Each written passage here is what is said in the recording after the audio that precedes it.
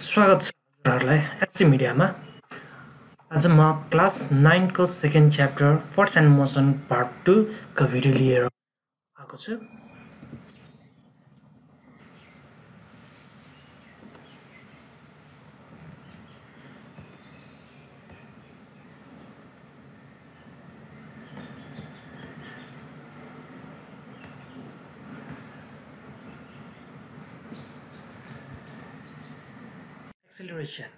Acceleration भनेको के हो त? हामी त्यतातिर जान्छौँ। And acceleration of a body is defined as the rate of change of velocity. अब कुनै पनि बडीको एक्सिलरेसन भन्नाले के भन्ने बुझिन्छ त भने भेलोसिटीको चेन्जिङ रेटलाई चाहिँ हामी एक्सिलरेसन भन्ने बुझ्छौँ। It is a vector quantity and has magnitude and direction. यो चाहिँ के हो त? यो चाहिँ भेक्टर क्वान्टिटी हो भने यसमा चाहिँ हामी म्याग्निट्युड र डिरेक्सन दुइटै हुन्छ। The SI unit of acceleration is meter per second square. Acceleration को SI unit भनेको के हो त? Metre per second square. यो त तपाईहरुले पहिलादेखि नै पढ्दै आउनुभएको। यसमा हेर्नु त यो भिडियोमा के छ त? फर्स्ट इनिशियलमा के छ त? गाडी रोकेको छ भने पछि अनि त्यसपछि यसको फाइनल भेलोसिटी भनेको कति हुन्छ त? इनिशियल फाइनल भेलोसिटी भनेको जहाँ गएर यसले स्टप हुन्छ त्यो इनिशियल देखि स्टप पोइन्ट सम्मको भेलोसिटी, यसलाई चाहिँ हामी एक्सिलरेसन भन्छौँ। भने नेक्स्ट अनि अर्कोमा हेरौँ त। अर्को भिडियोमा के छ त? अर्को भिडियोमा हेरौँ त के छ त? अर्को भिडियोमा जस्तै इनिशियलमा के छ त? रोकिरहेछ भने फाइनलमा हेर्नु त आफ्नो भेलोसिटी अनुसार चाहिँ फाइनलमा त्यो बल चाहिँ स्टप हुन गएको छ। नेक्स्ट अर्कोमा जाउँ त। Acceleration equals to final velocity minus initial velocity. अब इनिशियलदेखि फाइनल भेलोसिटीसम्म कभर गरेको भेलोसिटी र अनि त्यसपछि इनिशियलमा कति हो त भेलोसिटी, त्यो माइनस गरेर चाहिँ अनि फाइनल पोजिसनसम्म जाँदाखेरि लाग्ने टाइमले चाहिँ हामीले के गर्नुपर्ने हुन्छ त? डिभाइड गर्दाखेरि चाहिँ एक्सिलरेसन आउँछ, जसलाई चाहिँ हामी के गर्न A equals to V minus U by T हामीले यसरी चाहिँ क्याल्कुलेट गर्न सक्छौँ। नेक्स्ट अर्कोमा जाउँ। Positive acceleration and negative acceleration भनेको के हो त? पोजिटिभ एक्सिलरेसन र नेगेटिभ एक्सिलरेसन भन्नाले के बुझिन्छ त? त्यतातिर जाउँ। If the final velocity of a moving body is greater than the initial velocity, यदि फाइनल भेलोसिटी चाहिँ इनिशियल भेलोसिटी भन्दा चाहिँ ठुलो हुन्छ भने that is V is greater than U, then acceleration equals to V minus U by equals to positive quantity. V चाहिँ U भन्दा ठुलो छ भने पोजिटिभ क्वान्टिटी हुन्छ। जस्तै तपाईँले भ्यालु नै पुट आउट गरेर हेर्नुहोस्, V भनेको अलिकति बढी हुन्छ, U भनेको कम हुन्छ भनेपछि जस्तै फर इक्जाम्पल 5 माइनस 2 गर्दाखेरि पनि के आउँछ त? पोजिटिभ आउँछ नि, माइनसमा आउँछ? आउँदैन। The final velocity of a moving body is less than the initial velocity. यदि फाइनल भेलोसिटी चाहिँ इनिशियल भेलोसिटी भन्दा चाहिँ कम हुँदाखेरि चाहिँ के हुन्छ त? V is smaller than U, then acceleration equals to V minus U by T equals to negative quantity. अब V को भ्यालु चाहिँ इनिशियल भन्दा कम राखेर गर्नुहोस् त, त्यसमा नेगेटिभ आउँछ। It is known as retardation, जसलाई चाहिँ हामी के पनि भन्न सक्छौँ त? रिटार्डेसन पनि भन्न सक्छौँ। इक्वेसन अफ मोसनमा छौँ त। इक्वेसन अफ मोसन भन्नाले के भन्ने बुझिन्छ त? When object is in motion, then suppose that s equals to distance travel. जब कुनै पनि अब्जेक्ट चाहिँ मोसन स्टेटमा हुन्छ त्यति बेलामा चाहिँ हामी डिस्टेन्स ट्राभल, त्यो अब्जेक्टले ट्राभल गरेको डिस्टेन्सलाई चाहिँ हामी s ले रिप्रेजेन्ट गर्छौँ भने त्यसपछि U भनेको के हो त? इनिशियल भेलोसिटी, V भनेको फाइनल भेलोसिटी, A भनेको के छ त? एक्सिलरेसन, त्यसपछि T भनेको टाइम टेकन। फर्स्टमा जाउँ त। First derivation of equation. अब यो इक्वेसन डिराइभ गर्ने चाहिँ इक्जाममा चाहिँ सोधिरहे नै हुन्छ तपाईहरुलाई कहिले कुनै सोधेको हुन्छ कहिले अर्कै सोधेको हुन्छ तर कुन चाहिँ सोध्छ त त्यो फिक्स नभएकोले तपाईहरुले यो सबै प्र्याक्टिस गरिराख्नु भयो भने एक्जामको लागि चाहिँ तपाईहरुलाई एकदमै सजिलो हुन जान्छ अब फर्स्टमा हेर्नुहुन्छ v = u + at अब यसको कसरी हामी डिराइभ गर्न सक्छौं त as we know that a = v - u/t हामीलाई थाहा नै छ एक्सेलरेसन भनेको के हो त final velocity minus initial velocity by t भनेर हामीले भर्खर अगाडि मात्र पढेका थियौं और at = v - u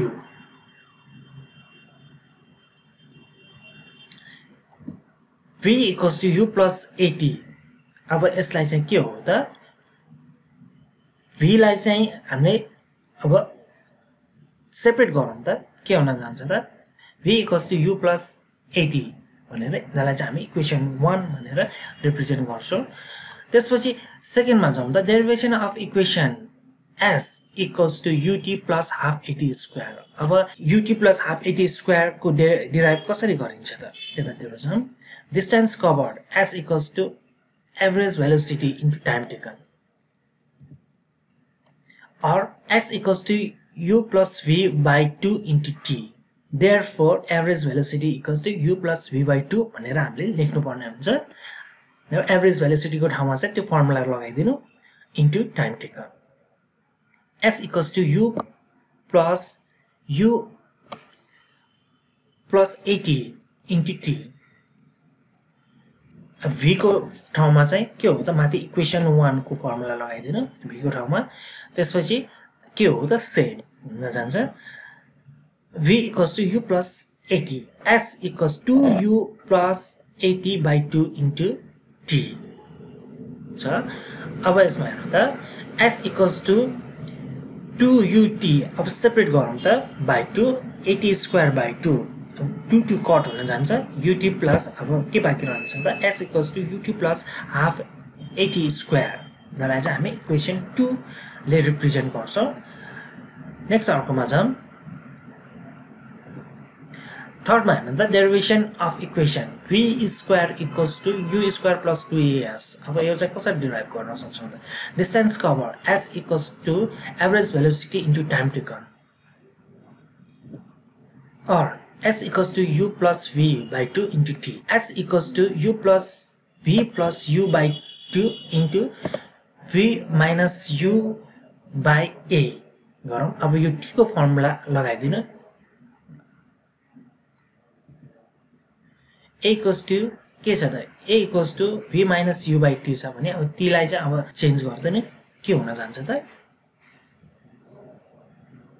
t = v - u/a हुन जान्छ त्यही फर्मुला चाहिँ लगाएको छ और s = v² - u²/2a हुन जान्छ अब 2as के गरेको छ त यो चेन्ज गरेको छ हामीले 2as = v² - u² छ अब therefore v² = u² + 2as जसलाई चाहिँ हामी इक्वेसन 3 ले रिप्रेजेन्ट गर्छौं application of equation of motion in different situation अब हाम्रो यो इक्वेसन धेरै सिचुएसन अनुसार चाहिँ डिफरेन्ट भइरहेको फरक भइरहेको हुन्छ चेन्ज भइरहेको हुन्छ त्यसमा अब केस 1 मा हेर्नु त for a freely falling body under gravity equation 1 2 and 3 are respectively written as अब माथिबाट फ्रीली खसिरहेको बडी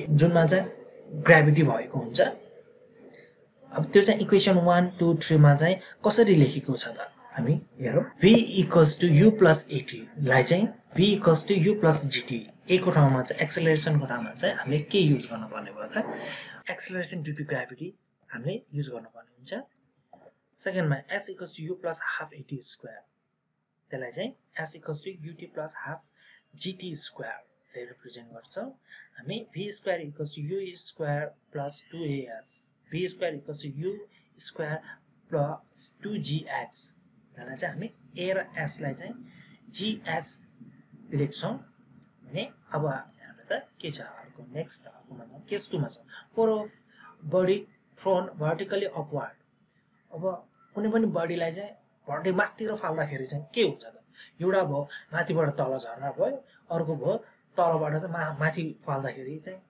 त्यसको इक्वेसन चाहिँ कसरी लेखिन्छ त्यतातिर जाउँ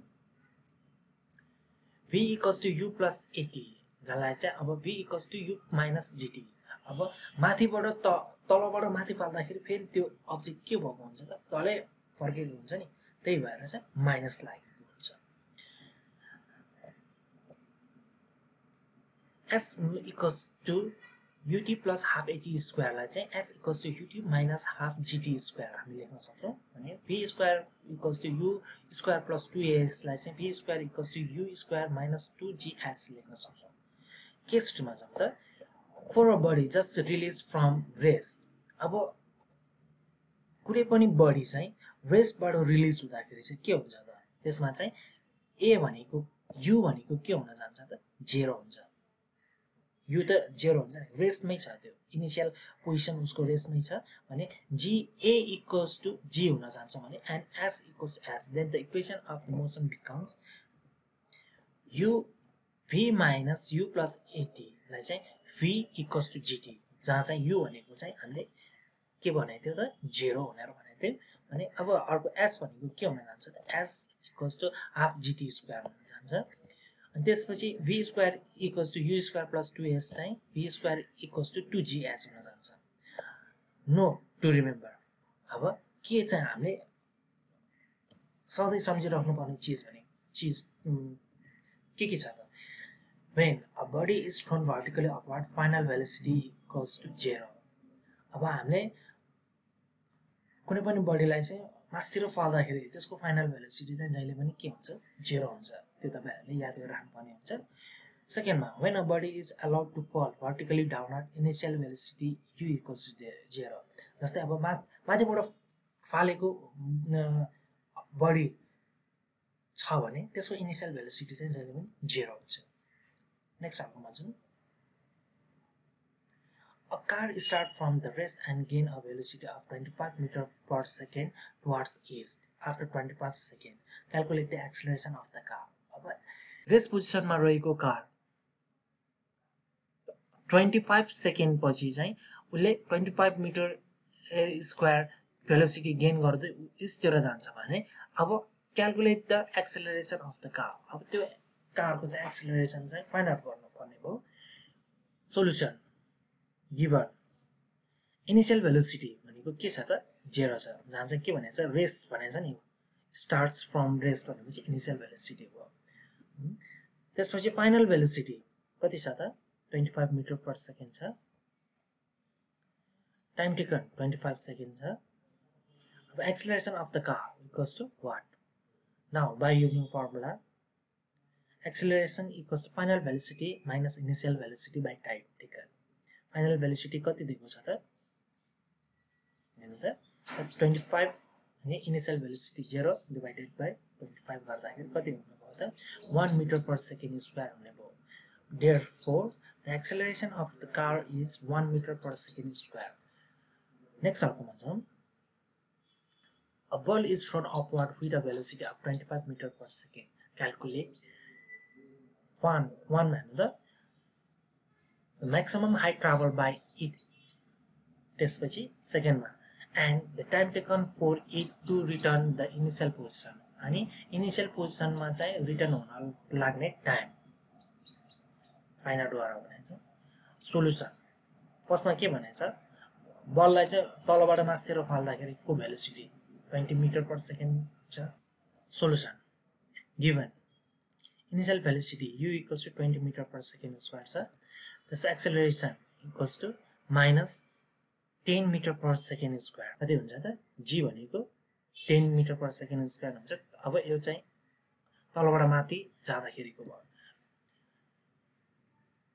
because the ball is thrown upward a is taken equal to g minus g बराबर कोले लिन्छ the velocity of ball goes on decreasing as the ball attains height जति उले हाइट अटेन गर्दै जान्छ त्यति नै उसको भेलोसिटी चाहिँ के हुन जान्छ त डिक्रिज हुँदै जान्छ at the highest point final velocity equals to 0 we have v equals to u plus 80 or v भनेको 0 छ भने equals to 20 plus minus t छ 10t छ or 10t equals to 20 therefore t equals to 2s t भनेको चाहिँ कति हुन जान्छ त 2s हुन जान्छ again we have s equals to ut plus half 80 square s equals to ut plus half 80 square को ठाउँमा चाहिँ अब तपाईले गर्नुपर्ने हुन्छ s equals to ut plus half 80 square मा चाहिँ तपाईले अब त्यो भ्यालु पुट आउट गर्नुपर्ने हुन्छ 20 into 2 plus half into minus 10 into 2 whole square s equals to 40 plus half into minus 40 भनेपछि minus 40 minus 20 कति हुन आउँछ त s भनेको 20 metre 2s is the time taken by the ball to reach the maximum height अब 2s भनेको के हो त कुनै पनि बलले 2s भनेको के हो त बलले म्याक्सिमम हाइट सम्म जाँदाखेरि लागेको टाइम भन्ने बुझिन्छ so time taken to return to the initial position is 2t equals to 2 into 2s equals to 4s हुन जान्छ therefore the maximum height attained in 20 meter and the time taken for it to return the initial position अब कति पुगेर फेरि पहिलाको initial position सम्म आउनको लागि लाग्ने टाइम भनेको कति हुने भयो त 4s हुने नेक्स्ट अर्कोमा छ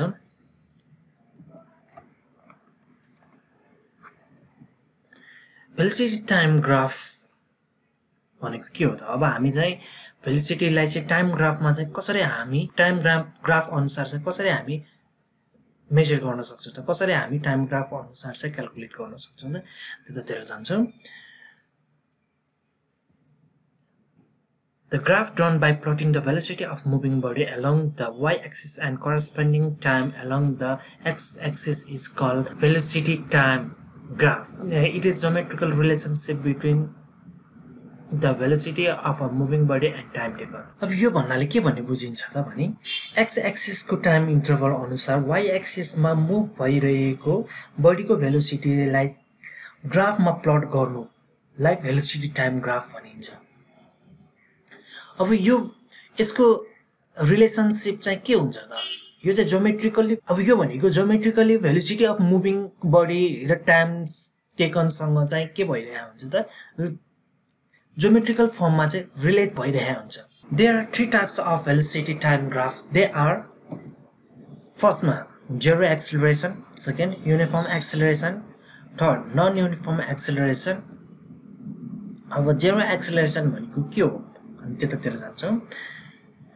when the body of a moving body remain constant a straight line parallel to time axis is obtained अब जेरो एक्सेलरेसन भनेको के हो त भेलोसिटी बडीको मुभ भइरहेको बडी चाहिँ टाइम इन्टरभल सँग चाहिँ प्यारलल हुन्छ एक्सिसमा रहेको टाइम इन्टरभल सँग चाहिँ स्ट्रेट फर्ममा प्यारलल हुन्छ in this condition the acceleration of the moving body is zero अब यस्तो कन्डिसनमा चाहिँ टाइम इन्टरभल सँगै प्यारलल फर्ममा स्ट्रेट लाइन बनाउँछ भने त्यो बडीको एक्सेलरेसन चाहिँ कति हुन जान्छ त जेरो हुन जान्छ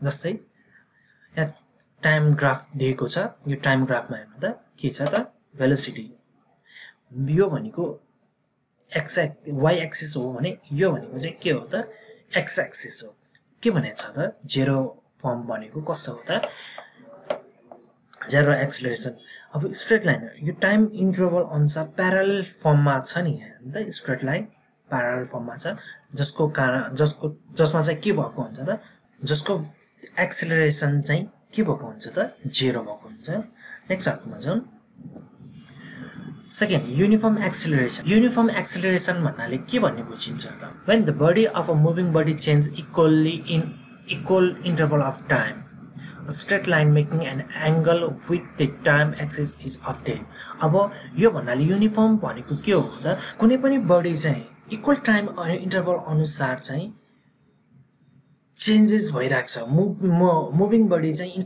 इक्वल टाइम इन्टरभल अनुसार चाहिँ चेन्जेस भइरहेको छ भने त्यसलाई चाहिँ हामी के भन्छौँ त युनिफर्म एक्सेलरेसन भन्छौँ A straight line making an angle with time axis is often अब यो स्टेटमा चाहिँ के भएको हुन्छ त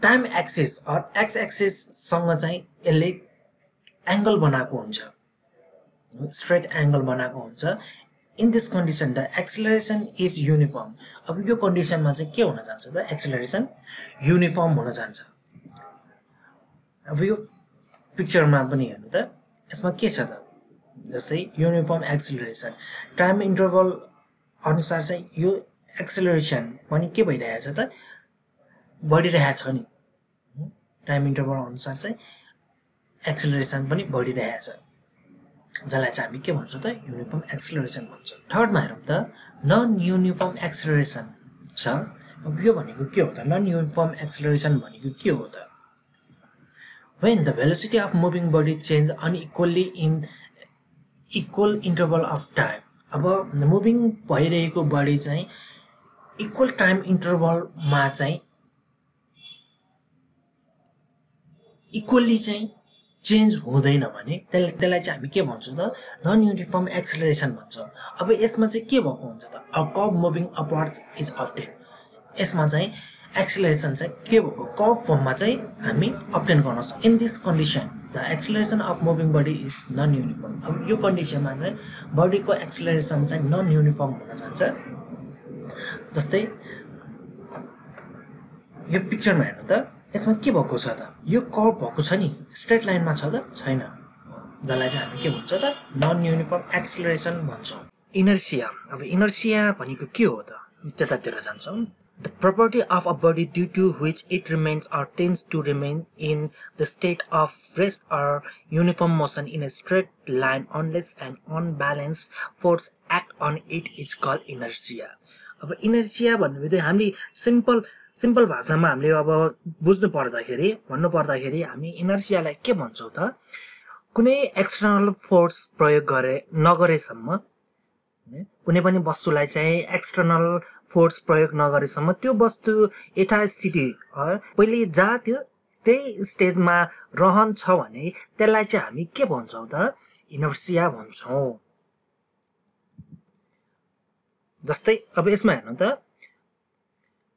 हामीले फोर्स केलाई मात्र लगाएको छौँ त पेपरमा मात्र हामीले फोर्स भन्नाले हामीले एक ठाउँबाट मात्र हानेछौँ हो फोर्स लगाएर कुनै डिस्टेन्स ट्राभल गरेको छैन त्यो पेपरले अनि त्यो पेपरमा रहेको कोइन हेर्नु त कोइन के छ त त्यो आफ्नो ओन स्टेटमा रहेको छ हो आफ्नो एउटै जुन अवस्थामा थियो हो यथास्थिति अवस्थामा चाहिँ रहेको छ inertia is of to types inertia कति टाइप्सको छ त टु टाइप्सको छ के हो त फर्स्टमा इनर्सिया अफ रेस्ट त्यो भने सेकेन्ड इनर्सिया अफ मोसन अब इनर्सिया अफ रेस्टमा जाउँ त इनर्सिया रेस्ट इनर्सिया भने पनि हुन्छ इनर्सिया अफ रेस्ट भने पनि हुन्छ it is defined as the property of a body by virtue of which it remains or tends to remains in the state of rest unless unbalance force act on it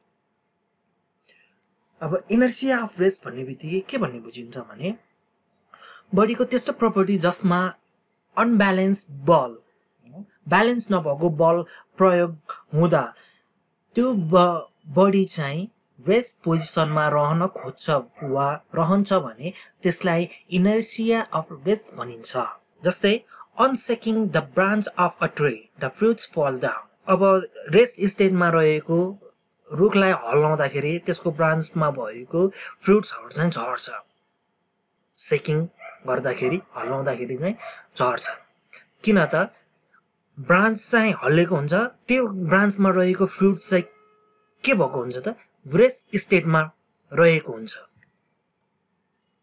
जसले गर्दाखेरि झर्छ बीमा हेरौँ त the passenger in a bus tends to fall backward when the bus start to move suddenly जस्तै गाडीमा रहेको प्यासेन्जरहरू चाहिँ गाडी चाहिँ सडनली स्टार्ट भएर अगाडि बढ्दाखेरि प्यासेन्जरहरु चाहिँ ब्याकवर्ड तिर गएको हुन्छ किन त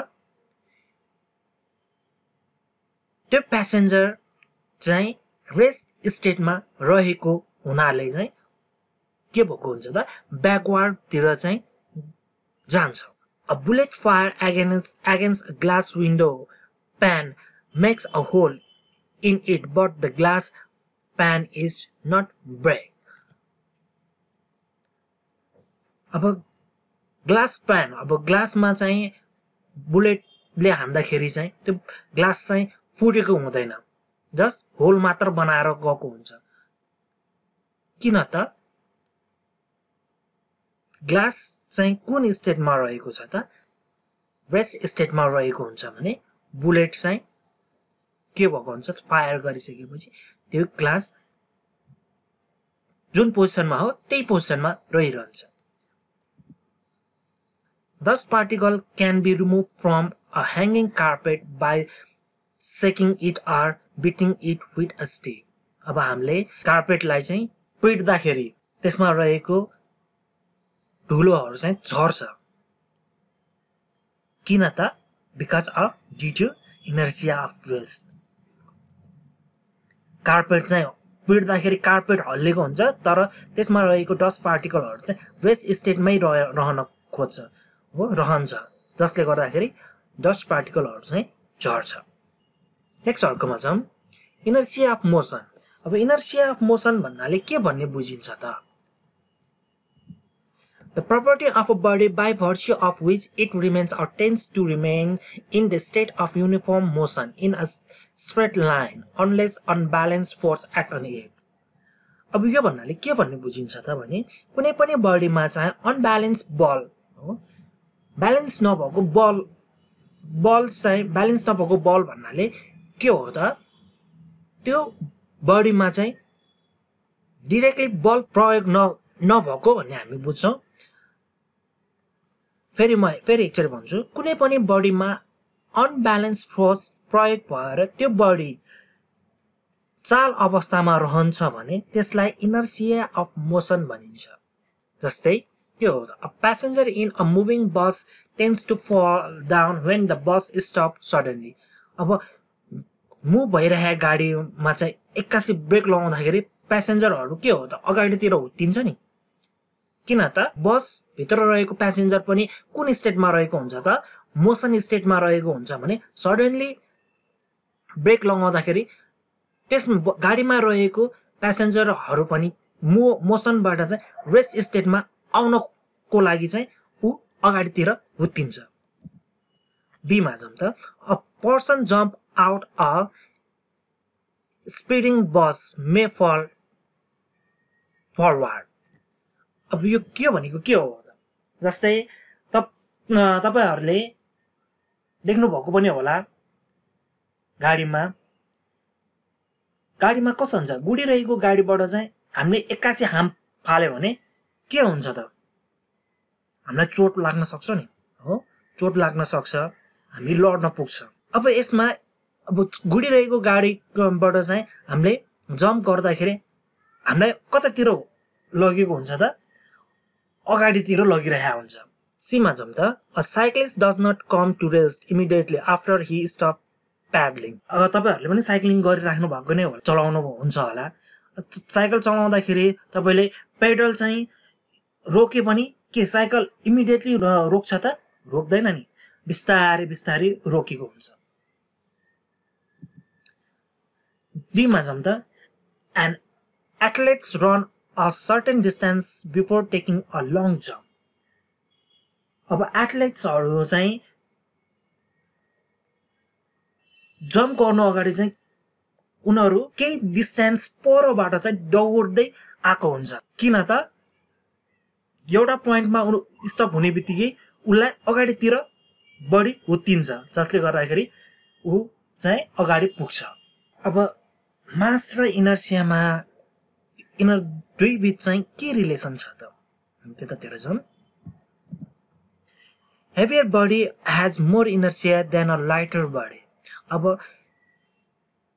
हलुका बडी भन्दा गरुङको बडीमा चाहिँ बडी इनर्शिया हुन्छ therefore we can say that more the mass, more is the inertia, and lesser the mass, lesser is the inertia of a body. जुन बडीको चाहिँ मास बढी हुन्छ त्यसको इनर्सिया चाहिँ बढी हुन्छ, जसको चाहिँ मास कम हुन्छ त्यसको इनर्सिया चाहिँ के हुन्छ त कम हुन्छ भन्ने हामी बुझ्छौं। नेक्स्ट अर्कोमा जाउँ। मोमेन्टम भनेको के हो त? अब मोमेन्टम तिर जाउँ। The product of mass and velocity of a body is called moment. That is, momentum equals to mass into velocity. हामी मोमेन्टमलाई केले रिप्रेजेन्ट गर्न सक्छौं त? क्यापिटल P ले रिप्रेजेन्ट गर्न सक्छौं। Therefore, P equals to m into v. First law of motion भनेको के हो त? Body contain its motion of rest or uniform motion unless external force applied. अब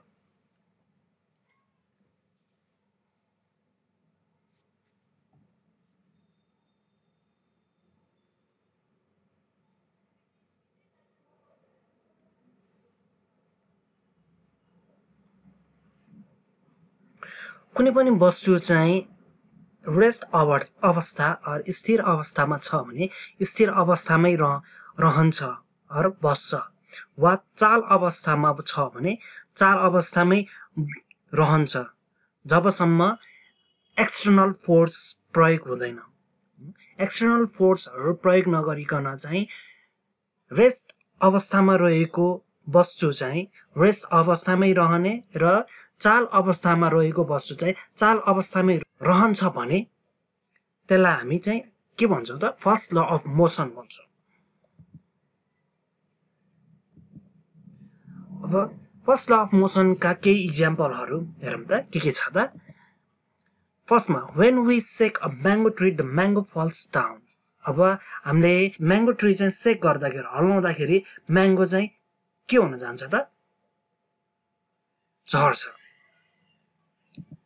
सेकेन्डमा a man getting out of a moving bus or train falls in the forward direction.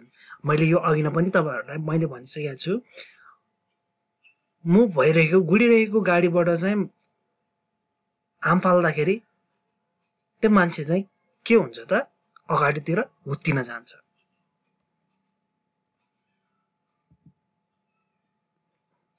The blades of a fan continue to rotate for some time when the current is switched off.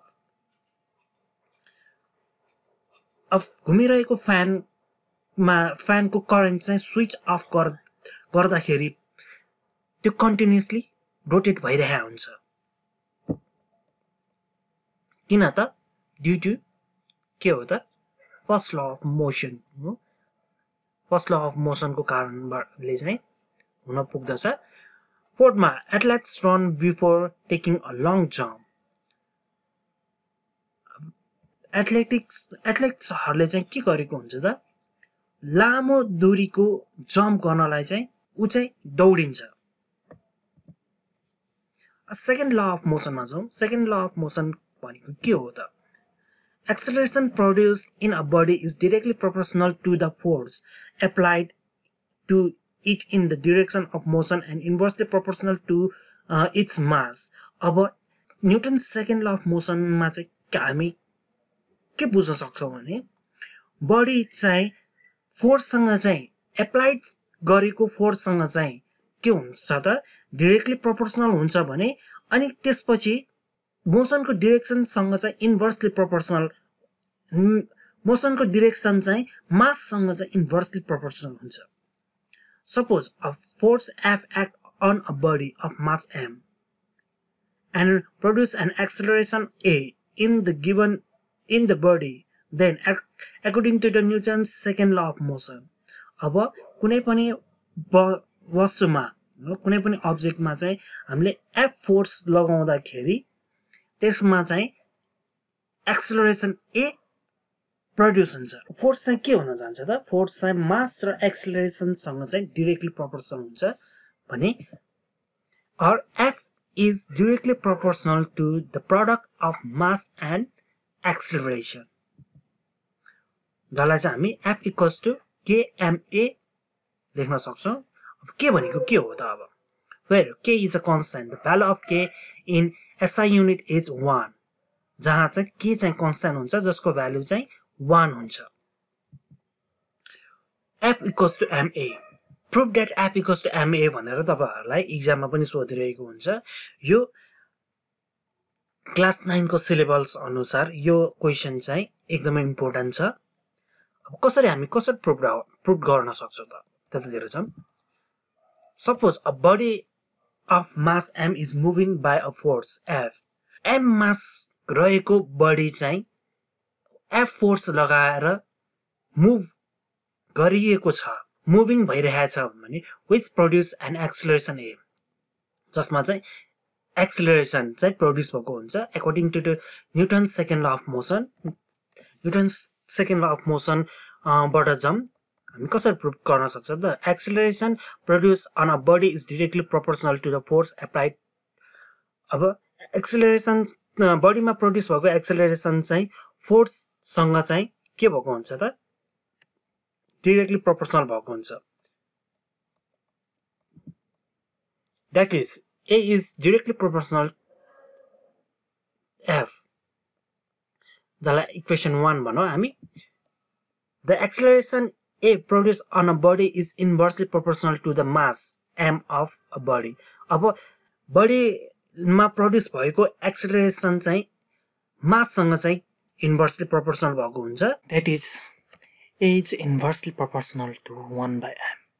जसलाई चाहिँ हामी equation 2 ले लेख्छौं. Combining equation 1 and 2 we get.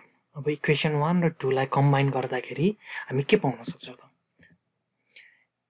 A is inversely proportional to F by m. A चाहिँ F by m सँग चाहिँ inversely proportional हुन्छ जसलाई चाहिँ हामी इक्वेसन 3 भन्छौं. 3 लेख्छौं. Or F is directly proportional to MA. अनि F चाहिँ मास र एक्सेलरेसन सँग चाहिँ डाइरेक्टली प्रोपोर्शनल हुन्छ. Or F equals to KMA. अब F equals to KMA जसलाई चाहिँ हामी इक्वेसन 4 भनेर हामी लेख्न सक्छौं. Where K is a constant. जहाँ चाहिँ K भनेको के हो त constant हो. That is K equals to 1 जसको भ्यालु चाहिँ 1 हुन्छ. Or F equals to 1 MA. Therefore F equals to MA prove. यसरी चाहिँ हामी F equals to MA prove गर्न सक्छौं. नेक्स्ट अर्कोमा जाउँ. 1 न्यूटन फोर्स भनेको के हो त 1 न्यूटन फोर्स भन्नाले के भन्ने बुझिन्छ भने the force acting on a body of mass 1 kg produce an acceleration of 1 meter per second square. 1 kg मासमा चाहिँ फोर्स प्रयोग भएर 1 meter per second square acceleration produce हुन्छ भने त्यसलाई हामी के भन्छौं त 1 न्यूटन फोर्स भन्छौं. फर्स्टमा हेरौँ त a cricket player while catching a ball moves his hand backward. अब क्रिकेट प्लेयरले चाहिँ बल क्याच गर्दाखेरि उले आफ्नो हात चाहिँ पछाडीतिर चाहिँ लगेको हुन्छ. सेकेन्डमा a person falling on a cemented floor is injured more than a person fall on a sandy floor or matters. जस्तै अब के हो त सिमेन्टेड फ्लोरमा खस्दाखेरि हामी इन्जर्ड हुन्छ भने तर स्यान्डमा चाहिँ खस्दाखेरि चाहिँ हामी इन्जर्ड हुँदैन. थर्डमा it is easier to stop a fast running bicycle by taking a long time than to stop it suddenly. चलिरहेको बाइसाइकललाई चाहिँ लामो समय लिएर रोक्न चाहिँ एकदमै सजिलो हुन्छ भने एकैचोटी रोक्न गाह्रो हुन्छ. फोरमा चाहिँ it is easier to drag a stone than to kick it. अब स्टोनलाई किक गर्नु भन्दा तान्न चाहिँ एकदमै सजिलो हुन्छ. न्यूटन्स थर्ड ल अफ मोसनमा छ. Newton's third law of motion भनेको के हो त Newton's third law of motion state that every action there is an opposite and equal reaction. Newton's third लले चाहिँ के भनेको छ त भने एभ्री एक्सन हो सबै एक्सनहरुको अपोजिट चाहिँ अपोजिट रियाक्सन हुन्छ भनेर भनेको छ अपोजिट र इक्वल रियाक्सन हुन्छ भनेर भनेको छ अनि जस्तै when a swimmer pushes the water backward he goes forward swimming गर्दाखेरि स्विमरहरूले जब हातले पानीलाई पछाडितिर धकेलेको हुन्छ आफू अगाडितिर गइरहेको हुन्छ सेकेन्डमा हेर्नु त when a bullet fired from the gun it gives backward force towards the soldier जस्तै बुलेट फायर गर्दाखेरि चाहिँ त्यो पछाडितिर आएर सोल्डरलाई चाहिँ के गरेको हुन्छ त सोल्डरमा ठोकिन्छ ब्याकवार्ड टुवर्ड्स द सोल्डरतिर चाहिँ ब्याकवार्ड आउँछ third flying the rocket and jet engine rocket र जेट इन्जिनहरू उडाउनको लागि पनि हाम्रो यो न्युटन्स थर्ड ल चाहिँ युज भइरहेको हुन्छ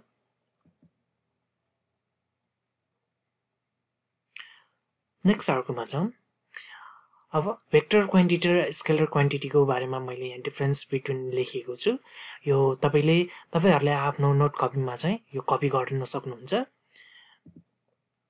अनि स्पिड र भेलोसिटीको बारेमा पनि मैले दिएको छु डिफरेन्स बिट्विन हस् त आजलाई यति नै आगामी दिनमा यस्तै अन्य नयाँ भिडियो लिएर म आउने नै छु त्यति जेलसम्मको लागि keep watching this video